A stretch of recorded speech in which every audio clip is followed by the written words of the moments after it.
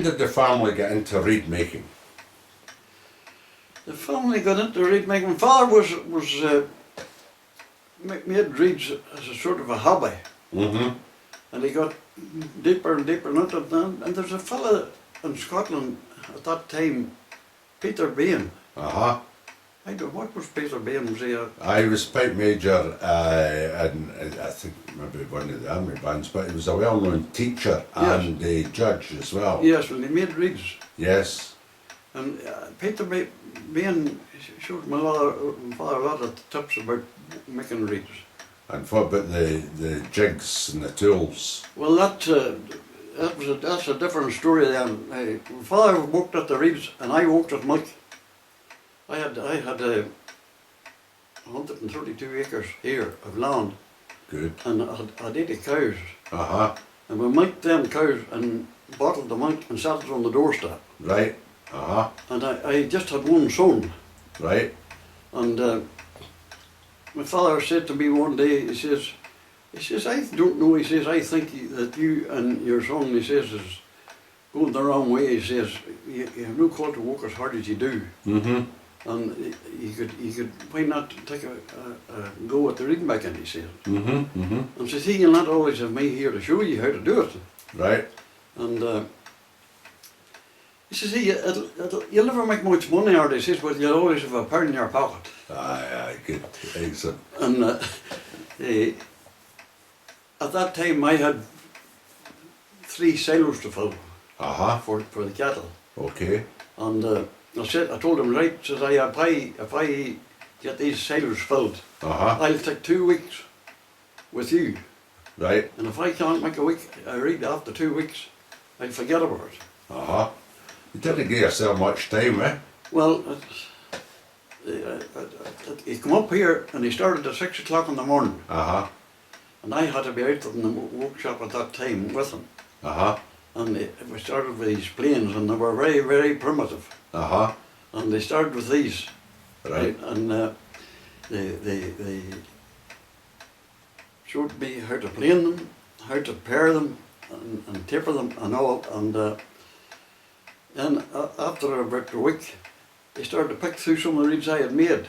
And would be give them a bit of a low, and I seen them setting these reeds to one side. And I said, what's wrong with them? See, there's nothing wrong with them, he says. See, them not bad reeds, he says. My hands wasn't used making reeds, and the whole thing was dirty. And he couldn't let anybody see them. Aye, okay. Wasn't used because it wasn't clean cane. No. And I wasn't too particular about my hands either, maybe. Aye. And then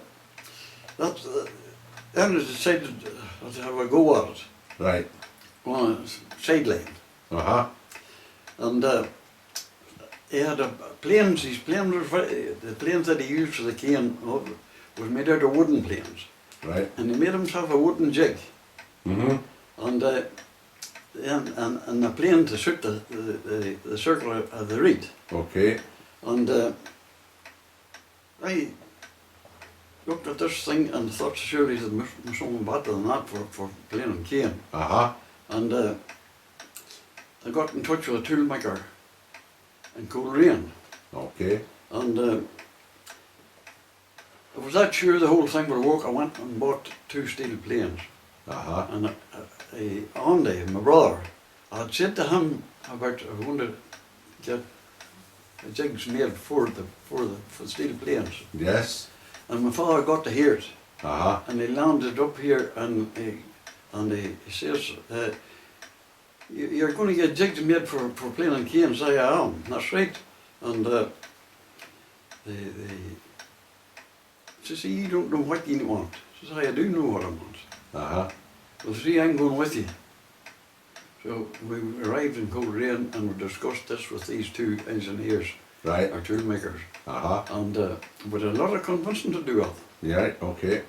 And after about 2 hours talking, we got them interested in it, and they decided they would make them.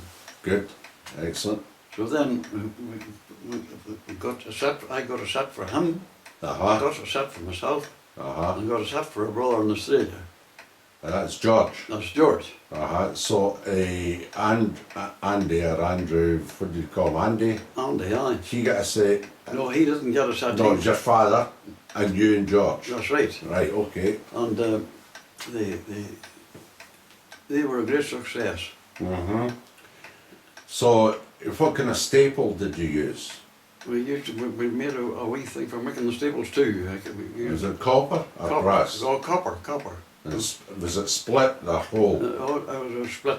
split Yes. the copper staple? That's right. And so what did you use for tying in, or was it just tied in by hand? No, we made a wee spindle Okay, made a spindle for tying in. for tying in the reeds, yes. Right, aye.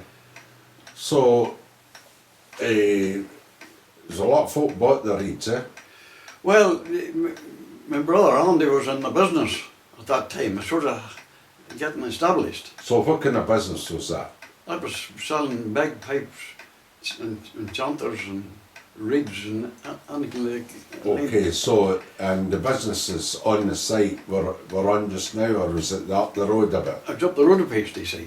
And So he'd another a business apart from yours then? Yes, but then the brother, he said he would sell reeds for me. He'd take them down to the shop and let them try them and let somebody try them. Okay. And there was a fella from Canada, Bill Warnock, it was Stroud. Okay. I think it's north of Canada, it says. Well, he was come over to Landy here, and he had a big bagpipe business, Yeah. accessories and stuff, in Canada. And he come up here one day with Andy to me, and him and I seemed to have a lot in common because he was a great man for fishing and he was a great man for shooting. Okay. And we just clicked right away. Terrific. Yeah. And he started to buy reeds from me. And I couldn't supply him enough hardly. And then it's a sort of snowballed. And I had to get help Right. because I couldn't handle it all myself. And Just the volume, aye. So how many were you making a week?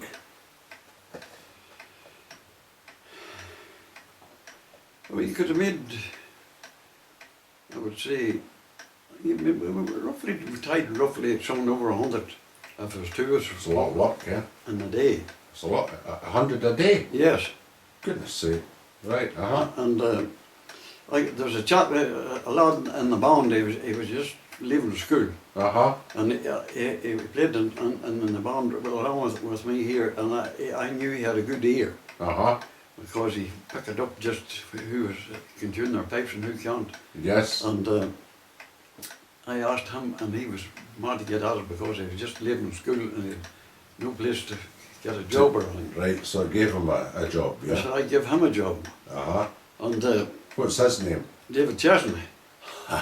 Right, okay. Yes. So that was all right. He stayed with me 20 years. I got another chap then, we couldn't still keep up with it. And I got another chap, Nelson, Michael Nelson. Yes. And he was even better than David Chesney. Okay. Like as far as the end product was concerned, he was great. Right. And I could safely say he's the best reed maker in Ireland yet. And where is he operating now? He works along with Chesney. He works with Yes. Chesney. Right. Yes. Okay. So that's quite a number of years you were making the reeds, and you said some of them went to Canada, and most of them would be played here in Ireland, would they not? That's right.